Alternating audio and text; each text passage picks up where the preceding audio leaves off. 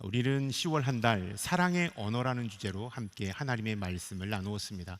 예수님께서는 이 땅에 오셨을 때 어떤 언어로 우리를 살리셨고 치유하셨고 위로해 주셨는지를 우리가 함께 배워 나가고 있습니다. 오늘 주님은 상처받은 자에게 어떤 말로 축복하셨고 위로하셨는가를 우리가 함께 말씀 속에서 깨달아 보았으면 좋겠습니다. 그리고 또 우리의 삶 속에서 적용할 수 있는 축복이 있었으면 좋겠습니다. 여러분, 우리가 자동차를 타고 갈 때 사람이 자동차 안에 많이 타거나 트렁크에 많은 짐을 실으면 연비는 떨어지게 되어 있습니다. 그리고 주유비는 많이 들어가게 되어 있습니다. 왜냐하면 무거운 차를 움직이려면 많은 연료가 들어가기 때문입니다. 마찬가지로 인생을 살아갈 때 과거의 상처, 아픔, 눈물, 여러 가지 복잡한 마음을 내 마음속에 다 담고 인생을 살아가는 자는 인생의 효율이 떨어질 수밖에 없습니다. 왜냐하면 우리가 열심히 살아도 과거의 고통과 상처가 지금 현재의 나의 발목을 잡고 있기 때문입니다. 그래서 더 앞으로 나아가지 못하도록 만들기 때문입니다. 이런 것 같아요.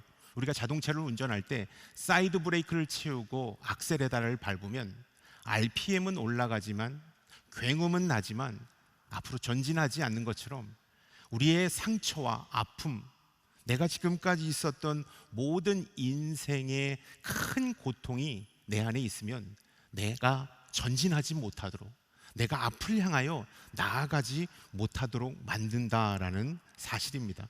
여러분, 그렇기 때문에 우리의 과거의 아픔과 상처는 그때그때마다 날려버려야 합니다. 내 마음속에 쌓아놓지 않아야 우리는 건강한 삶, 행복한 삶을 살 수 있습니다. 그렇다면 이 과거의 상처와 아픔을 어떻게 우리가 날려보낼 수 있을 것인가? 두 가지의 방법이 있는데요. 첫 번째는 우리 스스로가 열심히 노력하는 것입니다. 과거에 상처가 있지만 이 상처를 빨리 잊고 다시 회복하고 건강한 삶 앞으로 나아가고자 하는 의지가 필요합니다. 두 번째는 주변 사람들이 도와주셔야 합니다.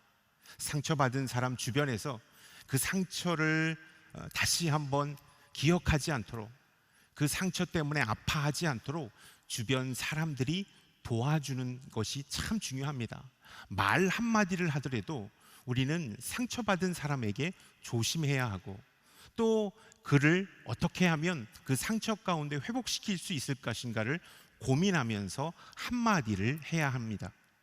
예수님은요, 이 땅에 내려오셨을 때 많은 사람들을 위로하고 치유하시고 살려주셨습니다. 말씀으로 말이죠. 그런데 상처받은 사람에게 주님은 단 한 번도 그의 상처의 아픔을 지적하거나 그것이 죄라고 말씀하신 적이 한 번도 없으십니다. 어떨 때 주님은 상처가 가득한 것을 알지만 어떤 다른 말로 그 상처를 애써 모른 척 하셨습니다. 그 사람이 그 상처 때문에 더 아파하지 않도록 때로는 그냥 모른 척 하셨습니다. 다른 말로 그에게 말을 거셨습니다. 사마리아 여인, 남편 때문에 엄청난 고통과 아픔을 갖고 있는 그 여인에게 주님은 나에게 물 좀 달라고 얘기하실 만큼 주님은 다른 말로 상처받은 사람들에게 말을 건네셨습니다. 또 주님은 상처받은 사람들에게 직접적으로 그가 얘기하지 않는다면 기다리셨어요. 그 자신 스스로가 나의 상처와 아픔은 이것입니다 주님이라고 말할 때까지 주님은 지적하거나 아는 척하지 않으시고 그에게 다시 한번 기회를 주셔서 말할 수 있도록 기다려 주셨음을 성경은 우리에게 가르쳐 주고 있습니다. 오늘 이 가늠하다 현장에서 붙잡힌 여인이 주님 앞에 왔습니다. 이 수치심이라는 엄청난 상처를 안고 온 여인에게 주님은 어떤 말로 말씀하셨고 어떤 행동으로 그녀에게 표현하셨는지를 우리가 한번 말씀 속에서 찾아보았으면 좋겠습니다. 4절과 5절의 말씀을 함께 읽도록 하겠습니다. 예수께 말했습니다. 선생님, 이 여자가 간음을 하다가 현장에서 붙잡혔습니다. 모세는 율법에서 이런 여자들을 돌로 쳐 죽여야 한다고 우리에게 명령했습니다. 선생님은 뭐라고 하시겠습니까? 바리새인과 율법학자가 주님께 현장에서 간음한 여인을 끌고 와서 질문했습니다. 모세의 율법에 의하면 이런 여인은 돌로 쳐 죽이라고 이렇게 명했는데 예수님 어떻게 할까요? 라고 주님께 질문을 던졌습니다. 구약 율법에서는요, 레위기와 신명기를 통하여서 이 간음한 사람을 어떻게 처벌하라는 말씀이 나오는데 우리가 자막을 통해서 한번 살펴보겠습니다. 첫 번째는 결혼한 남녀가 간음할 경우에는 모두 죽이라 라고 율법은 말씀하고 있고요. 두 번째, 약혼한 여자가 간음한 경우 돌로 쳐서 죽이라. 지금 현장에서 간음하다 잡혀온 여인은 두 번째 케이스라고 할 수 있습니다. 남자와 함께 잡혀온 것이 아니라 홀로 여인 혼자 잡혀왔기 때문에 두 번째 케이스로 간주할 수 있다라고 생각합니다. 근데 율법학자와 바리새인은요, 이 율법을 몰라서 주님께 질문한 걸까요? 그렇지 않습니다. 성경은 우리에게 예수님을 시험하고자 이 질문을 했다라고 말씀하고 있죠. 어떻게 시험하려고 했을까요? 만약 예수님이 이 여인에게 돌로 치라, 이런 여인은 돌로 쳐서 죽여야 된다라고 말씀하시면 아마 율법학자와 바리새인들은 예수님은 말과 행동이 틀린 사람이다 라고 올가미를 씌워서 주님을 이상한 사람으로 이렇게 끌고 갔을 것입니다. 만약 이 여인을 용서해줘라 라고 말했다면 율법학자와 바리새인들은 율법을 어긴 사람이라고 얘기하면서 예수님을 공격하며 예수님의 죄를 물었을 것입니다. 그때 예수님은 어떠한 말과 행동으로 이 위기를 돌파해냈으며 이 여인을 위로하셨는지를 우리가 한번 오늘 말씀을 통하여서 살펴보았으면 좋겠습니다. 먼저 율법학자들과 바리새인들의 행동을 우리가 한번 주목했으면 좋겠는데요. 이 사람들은 사람들이 있는 것과는 상관없이 그냥 현장에서 잡은 여인을 끌고 와서 많은 사람들이 들으라는 식으로 이 여인이 현장에서 간음하다가 우리에게 잡혔습니다. 이 여인을 어떻게 할까요? 라고 이렇게 과감없이 이 여인의 상처를 후벼 파는 것을 보게 되는 것입니다. 여러분, 세상은요, 우리가 갖고 있는 상처를 그냥 놔두지 않는다라는 것을 우리는 기억해야 합니다. 우리가 갖고 있는 상처, 아픔, 단점, 아킬레스건을 들추어내기를 원하고요, 그것이 가십거리로 사람들에게 회자되기를 원한다라는 사실입니다. 그래서 율법학자들과 바리새인은 이 여인이 잘못한 것을 들어서 그냥 오픈해버렸습니다. 그리고 죽여야 되지 않겠습니까? 라고 과감없이 말하고 있는 것을 보게 되는 것이죠. 그러나 예수님의 행동은 이들과는 전혀 다른 행동을 보이셨다라는 사실. 결론부터 말하면 주님은 상처와 아픔을 갖고 있는 사람들을 감추어 주셨다. 그리고 오픈하는 것이 아니라 비밀로 여겨 주셨음을 우리가 이 말씀을 함께 나누면서 함께 깨달아 보기를 원합니다. 주님은 잘 아셨어요. 현장에서 간음하다가 붙잡힌 여인이 지금 이 순간 사람들 앞에서 얼마나 수치의 상처를 안고 서 있는지를 잘 아셨어요. 그리고 쥐구멍이라도 있으면 들어가고 싶은 심정이겠다라고 주님은 잘 알고 계셨습니다. 이 마음, 이 여인의 상처받은 마음을 너무나도 잘 알고 계셨던 주님이셨기 때문에 주님은 이렇게 말씀하십니다. 6절의 말씀을 함께 읽어보도록 하겠습니다. 그들이 이러한 질문을 한 것은 예수를 시험에 고소할 구슬을 찾으려는 속셈이었습니다. 그러나 예수께서는 몸을 구부린 채 앉아서 손가락으로 바닥에 무엇인가를 쓰기 시작했습니다. 우리는 여기서 주님의 몸 동작과 움직임에 좀 주목을 해봤으면 좋겠습니다. 율법학자와 바리새인은 오픈된 공간에서 이 여인이 이러한 죄를 저질렀습니다. 우리는 율법으로 이 여인을 다스려야 합니다. 라는 것을 예수님 앞에 강요하듯이 질문했죠. 그러나 예수님은 몸을 일단 구부리셨다라고 성경은 말씀하고 있습니다.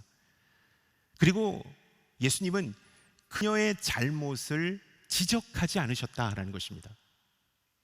핀셋으로 찝어서 내가 이런 잘못을 했구나라고 지적하지 않으셨다라는 것입니다. 그리고 이 사건의 전말을 다시 듣거나 다시 이 사건이 이렇게 전개된 것이다라고 다시 말하지 않았다라는 것입니다. 주님은 서서가 아닌 몸을 구부리셨다라고 말씀하고 있습니다.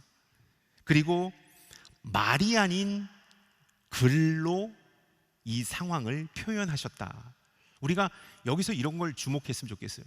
주님은 서서, 율법학자나 바리새인처럼 서서 이 여인에 대하여 말하지 않았다. 몸을 최대한 납작 엎드리고 구부린 채 말하지 않고 글로 쓰셨다라고 성경은 말씀하고 있습니다.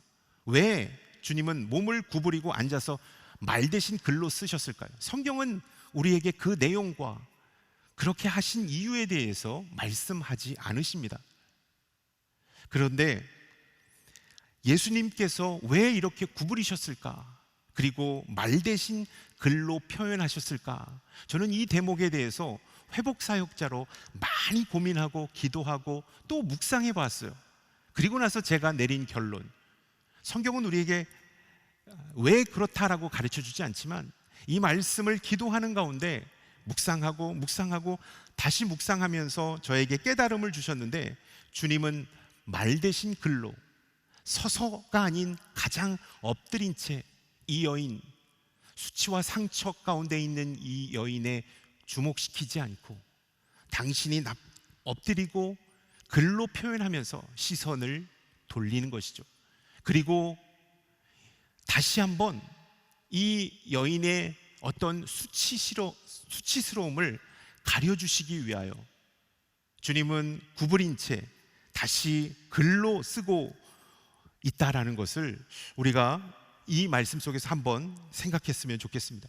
시선이 이 여인에게 머무르지 않도록 한 발 물러서셔서 아무렇지 않다는 듯, 그 여인의 잘못한 거에서 지적하지 않으셨어요. 아무렇지 않다는 듯 똑같이 대해 주셨습니다. 특별하게 대해 주시지도 않으셨어요. 그냥 이렇게 글로 표현하는 것을 이렇게 예수님은 우리에게 보여주고 있다라는 것입니다. 세상 사람은요, 상처를 들쑤시고 가십거리로 만들기를 참 좋아합니다.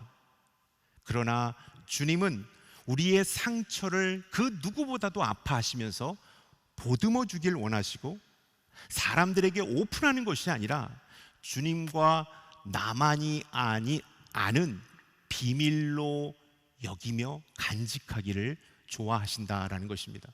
이 수치가 가득한 이 여인의 아픔, 이 여인이 얼마나 상처가 깊을까를 생각하시면서 주님은 시선을 다른 데로 돌리고, 말하면 다시 한번 이 여인이 주목받고 상처받고 수치의 마음이 느껴지기 때문에 글로 표현해 주셨다라는 것입니다. 요한복음 21장 5절의 말씀 우리 한번 읽어보겠는데요, 요한복음 21장 5절의 말씀입니다. 예수께서 제자들에게 얘들아 물고기를 좀 잡았느냐 하고 물으시자 그들은 한 마리도 잡지 못했소라고 대답했습니다. 요한복음 21장은 예수님을 배신한 베드로와 제자들이 예수님께서 십자가에 못 박혀 돌아가시자 이제 삶의 의욕을 잃고 예전 삶으로 다시 돌아가서 어부가 된 그 상황을 말씀하고 있습니다.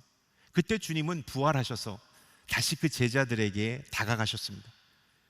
그리고 저 같으면, 야, 네가 진짜 이럴 수 있니? 내가 너희를 얼마나 사랑했는데 이 배은망덕한 놈들아, 나를 어떻게 네가 배신할 수가 있니? 라고 따져 물으셨을 것 같은데, 저 같으면요, 예수님은 그런 아무 말도 하지 않았어요. 그들이 죄책감, 죄송함, 너무나도 미안한 마음을 갖고 있을 것을 아셨기 때문에 그거에 대해서는 단 한마디도 말씀하지 않으셨어요. 배신의 배자도 꺼내지 않으시고, 예수님은 얘들아, 물고기 좀 많이 잡았니? 아무렇지 않게 상처에 민감하지 않도록 한 발 물러서셔서 그들에게 다른 말로 내가 너희를 여전히 사랑하고 있단다, 너희가 나를 배신했지만 내가 너희를 배신하지 않고 사랑하고 있단다 라는 이 메시지를 전달해 주고 계시다는 것을 우리가 이 말씀 속에서 깨달았으면 좋겠습니다. 상처받은 자에게 그냥 아무렇지 않게 대해 주는 것, 특별한 사람으로 여기지 않는 것, 아니 상처에서 한 발 물러서서 그냥 평범하게 대해 주시는 그 주님을 우리가 만나보게 되는 것입니다. 저는 제 주변에 있는 분들은 잘 아는데요, 못 먹는 음식이 있습니다. 저는 닭을 못 먹습니다. 치킨을 못 먹어요. 참 신기하게 보고 군대에 있을 때는 놀림도 많이 당했습니다. 주변 사람들에게 치킨을 못 먹는다고 하면 여러 가지 어려움들이 있어요. 근데 제가 정말로 치킨을 못 먹습니다 했을 때 따뜻하게 위로받았던 일이 있는데요, 저는 교회에서 식사를 참 많이 하는 편입니다. 그래서 주방에서 일하시는 이 여사님들과 아주 친합니다. 그리고 반갑게 인사 나누고 또 여러 가지 이야기도 주고받습니다. 근데 그 여사님들은 제가 닭을 못 먹는다는 걸 잘 아세요. 그래서 닭이 나오면 너무나 안타까운 마음으로 저한테 알려줘요. 목사님, 내일 점심 닭이에요. 그거 나오니까 저희가 따로 김도 줄 때가 있고 당신들 먹는 어떤 반찬도 이렇게 줄 때가 있어요. 그러면서 너무 고맙게 제가 받고 그러면 이렇게 격려해 주십니다. 그래서 제가 닭을 못 먹어서 죄송합니다. 어떻게 닭을 못 먹어요 하면서 막 이럴 법도 한데, 그 여사님은 저희들도 못 먹는 거 너무 많아요.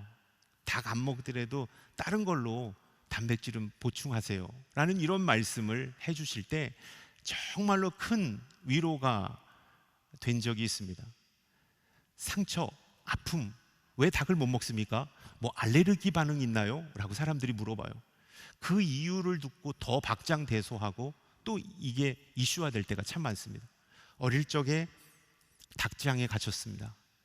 닭장에 갇혔는데, 이 횃대가 있는 닭장에 갇혔는데 그때부터 조류 포비어가 생기기 시작한 거예요.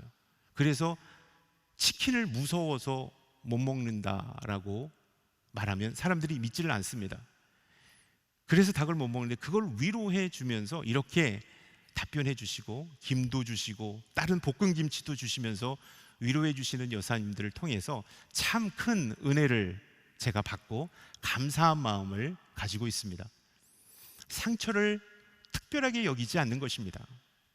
누구나 그런 거 있죠 라고 대수롭게 여기지 않는 거예요. 그리고 그 사람이 무안하지 않도록 그냥 평범하게 대해주는 삶, 그것이 바로 예수님께서 우리에게 보여주신 삶이고 우리 그리스도인들이 닮아야 할 삶이라는 사실입니다. 세상 사람들처럼 그 단점과 상처를 끄집어내고 들쑤시고 자극하고 가십거리로 만드는 삶이 우리 그리스도인들의 삶이 아니라는 것을 우리가 기억했으면 좋겠습니다. 7절의 말씀 가운데 주님은 또 이렇게 말씀하고 있습니다. 7절의 말씀을 함께 읽겠습니다.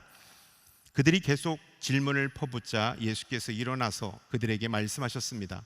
너희 가운데 죄 없는 사람이 먼저 이 여인에게 돌을 던져라. 계속해서 이 여인을 향하여 이 잘못된 점을 지적하고 죽이려고 돌을 들자 예수님께서 딱 한마디 하셨습니다. 너희 중에 죄 없는 사람이 돌을 던져라. 예수님의 아주 강력한 펀치가 그들에게 쾅 다가갔던 것이죠. 돌로 쳐 죽이려고 하는데 예수님께서는 죄 없는 사람들부터 먼저 돌로 치라라고 말씀하셨을 때 그들은 뜨끔했습니다. 겉으로는 거룩한 사람이었지만 내면은 늘 언제나 죄와 벗하며 살았기에 그들은 감히 돌을 그 여인에게 던질 수가 없었던 것이죠. 그래서 돌을 내려놓고 한두 사람씩 그 현장을 빠져나가고 있는 그런 모습을 성경은 우리에게 말씀하고 있습니다. 여러분, 주님은요, 상처받은 자의 변호자가 되어 주십니다.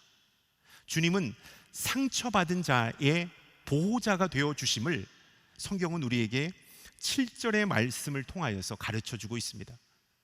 변호인처럼 그들의 공격을 다 막고 그들이 더 이상 공격하지 못하도록 그 공격의 기세를 끊을 수 있도록 완벽한 방어막을 치셨습니다.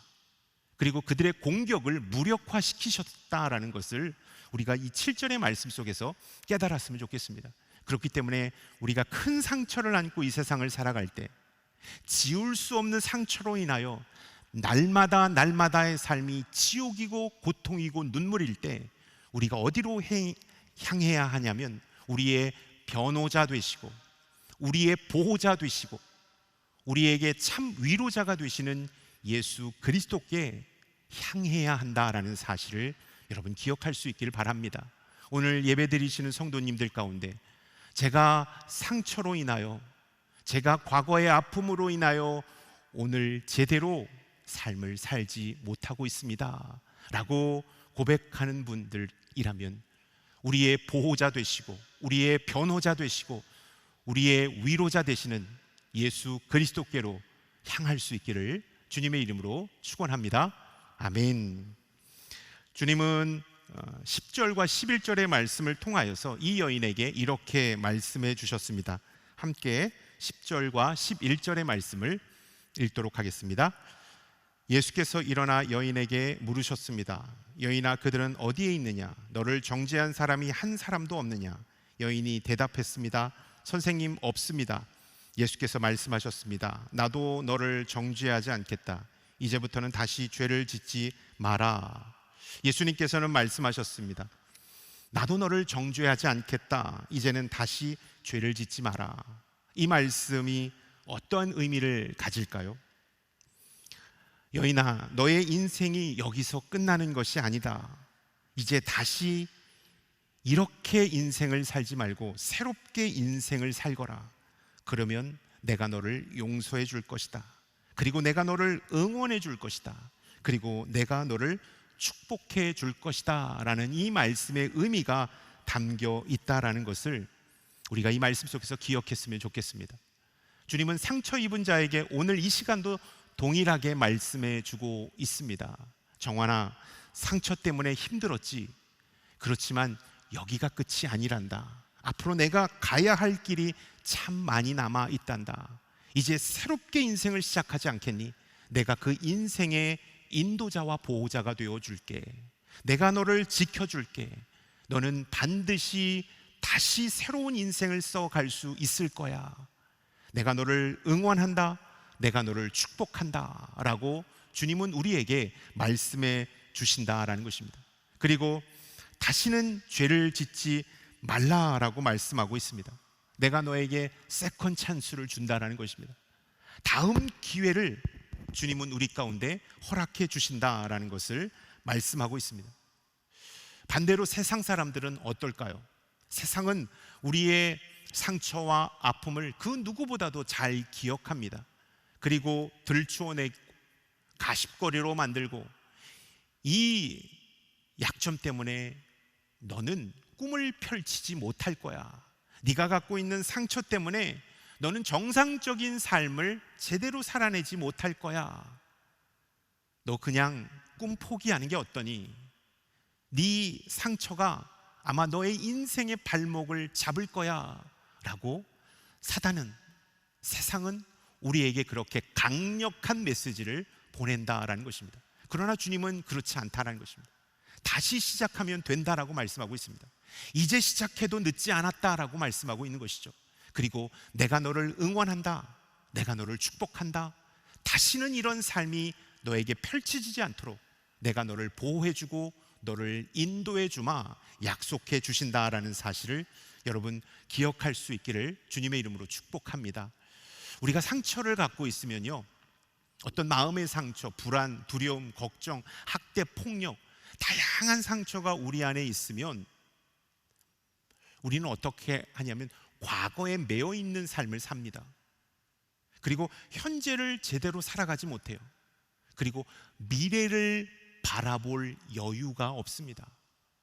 당장 이 과거의 고통이 나를 짓누르기 때문에 우리는 현재도 제대로 살아가지 못할 뿐만 아니라 미래도 여유롭게 바라보지 못하는 우리들의 모습을 발견하게 됩니다. 그러나 주님은 여기가 끝이 아니라고 말씀하십니다. 다음 기회가 있다라고 말하고 있습니다. 그리고 내가 너와 함께 하겠다, 너를 축복한다라는 것을 주님은 우리에게 보내고 있다라는 사실입니다. 상처 입은 자가 기억해야 될 것은 예수님의 음성인 줄로 믿습니다. 다시는 죄를 짓지 마라. 이제부터는 정말로 내가 너를 정죄하지 않겠다라고 말씀하시는 그 예수님의 음성을 우리가 들었으면 좋겠습니다. 상담실에서 상담을 할 때 예수 믿지 않는 형제였어요. 외모도 잘생기고 근사하게 생긴 형제였어요. 그런데 이 형제가 저와 상담이 연결돼서 함께 상담을 하는데 중학교 때 학교 폭력으로 왕따로 제대로 학교 생활을 하지 못하셨습니다. 그리고 학교를 중퇴하고 방에 칩거하면서 계속 생활하는 형제였어요. 그 형제가 정말로 이거는 아니다 싶어서 의지적으로 교회도 다니지 않는데 전화를 해서 저와 연결이 된 거예요. 아마 하나님께서 연결시켜 주셨다라고 저는 생각합니다. 그의 영혼을 회복하는 데 도움을 주고 예수 믿지 않은 형제에게 그리스도를 전하라고 저와 연결시켜 주셨다라고 저는 생각이 됩니다. 그 형제와 이야기하면서 몇 회기를 하면서 과거에 있었던 나의 아픔과 상처와 그 분노를 저한테 다 쏟아냈어요. 제가 폭력당하고 왕따당할 때 그 어느 누구도 자신을 지켜주지 못하고 자신의 편이 되어주지 못한 것에 대해서 너무나도 분개했고 너무나도 고통스러워하는 것을 보게 되었습니다. 한참을 들었는데 이제 과거의 얘기가 다 이 형제 안에서 떨어진 것 같아요. 그래서 제가 질문했어요. 형제님은 지금 무엇을 하고 지내고 있습니까? 또 어떤 삶을 살기를 원하세요? 라고 현재와 미래의 질문을 하니까 그 질문을 받고 나서 갑자기 당황했어요. 그런 질문을 받아본 적도 없을 뿐만 아니라 상상도 못했기 때문에 갑작스러운 질문에 말문이 막혔습니다. 그래서 제가 이해를 쉽게 하기 위해서 지금 현재 뭘 하면서 지내고 있습니까? 예, 저는 그냥 방 안에서 게임하든지 자든지 야구를 보고 있습니다. 정말로 좋아하는 팀이 있고 야구 중계를 보면서 스트레스를 날립니다. 이렇게 얘기를 했어요. 그래서 제가 제안을 했죠. 야구장에 한번 가본 적이 있습니까? 어릴 적에 아빠와 엄마와 함께 간 적은 있지만 이렇게 커서는 단 한 번도 가본 적이 없습니다. 근데 진짜 가서 야구 구경하면서 응원하고 싶은 마음이 있습니다. 그래서 제가 제안을 했어요. 저랑 같이 야구장 한번 갈까요? 말을 못해요. 갑시다. 제 아들도 데리고 올게요. 그리고 정성스럽게 도시락을 쌌고 과일도 다 담아서 그 형제랑 만나는 날 약속 장소로 갔습니다. 조금 늦었지만 오셨어요. 너무나도 기쁘더라고요. 함께 자리에 앉아서 있는데 어색한 거예요. 그런데도 불구하고 시간이 지나니까 막대풍선으로 자기가 원하는 팀을 응원하고 있는 그 형제의 모습들, 제가 주는 간식들, 음식들은 잘 먹더라고요. 그러면서 응원을 열심히 하고 있는 거, 그 형제의 모습을 보면서 서로 눈빛을 보면서 웃고 마음 가운데 제가 안식을 누렸어요. 그리고 나서 이런 날이 있을 줄은 저는 상상을 못했습니다 라고 얘기를 하더라고요. 끝나고 나서 야구장 이렇게 내려오는데 컴컴하고 불빛이 있고 사람들이 많이 내려가는 그곳에서 목사님 이제 저 상담실 안 가도 될 것 같습니다. 제가 한번 도전해 볼게요. 검정고시로 한번 도전해 보겠습니다 라고 이렇게 내려가는데 그 말을 하더라고요. 그러면서 저희 아들 이렇게 머리 쓰다듬어 주면서 야, 니네 아빠 참 좋은 사람이다, 이런 말을 하면서 지금도 역시 제가 교제를 하고 있습니다. 정기적으로 만나서 식사도 하고 어떻게 지냈는지, 또 요즘에는 어떻게 보내고 있는지도 정기적으로 이야기하고 있습니다. 훨씬 더 밝아졌고 훨씬 더 삶에 대한 의욕을 갖고 뭔가 두드리고 있는 그 형제를 발견하게 되었어요. 여러분, 제가 한 것은요 특별한 건 없습니다. 형제님, 여기가 끝이 아닙니다. 다시 도전해도 늦지 않습니다. 다시 도전해도 꿈을 꿀 수 있고 행복을 얻을 수 있습니다. 여기서 멈춰서지 마십시오. 다시 일어나십시오. 제가 도와줄게요. 충분히 그럴 수 있습니다 라는 것을 제가 계속해서 메시지를 던졌기 때문에 그 형제님도 다시 용기를 얻을 수 있었던 것이죠. 여러분, 과거의 상처 때문에 아파하는 사람에게는요 예수님처럼 여기가 끝이 아니고 다시 할 수 있고 다시 새롭게 인생을 살 수 있고 멋진 인생을 펼칠 수 있다라는 이러한 이야기를 상처받은 분들에게 해주는 것이 중요하다라는 사실을 우리가 기억했으면 좋겠습니다. 여러분, 현대인은 경쟁사회 속에 살아갑니다. 여러 가지 복잡한 문제가 우리의 삶이 가득한 것을 보게 됩니다. 그러면서 상처와 아픔과 트라우마가 우리의 삶을 힘들게 하는 경우를 보게 있습니다. 열심히 살다가도 상처와 아픔과 트라우마로 중간에 그냥 멈추고 있는 우리 사람들을 많이 보게 됩니다. 여러분, 상처 입은 자에게 우리는 어떻게 다가가야 할까요? 때로는 그 상처를 기억나게 하거나 들쑤시거나 아프게 해서는 절대로 안 되고 그냥 모른 척하고 아무렇지 않은 척, 그렇지만 뜨거운 마음으로 이 형제 자매 옆에 있어주면서 특별한 일이 없는 것처럼 대해주는 그런 무덤덤함이 우리에게 필요하지 않을까요? 또한 그에게 다시 기회가 있음을, 예수님께서 함께 하시면 다시 꿈을 꿀 수 있음을, 다시 도전할 수 있음을, 예수님은 그 사람을 위하여 세컨 찬스를 예비해 놓으셨다라는 사실로 그에게 함께 축복의 메시지를 건네면 안 될까요? 여러분, 우리 주님은 상처 입은 자의 친구이시며 그 상처를 치유하시는 회복자가 되신다라는 사실을 기억하시고, 주님께서 그리하셨던 것처럼 우리도 우리의 언어가 상처받은 사람들에게 위로의 언어가 되고 축복의 언어가 되고 사랑의 언어가 되는 하나님의 아들 딸들이 될 수 있기를 주님의 이름으로 축원합니다. 아멘. 기도하겠습니다. 하나님, 상처 입은 자를 위로하셨던 주님처럼 우리도 상처 입은 자에게 주님의 사랑의 언어를 선포하는 하나님의 아들과 딸들이 되게 하여 주옵소서. 예수 그리스도의 이름으로 기도드렸사옵나이다. 아멘.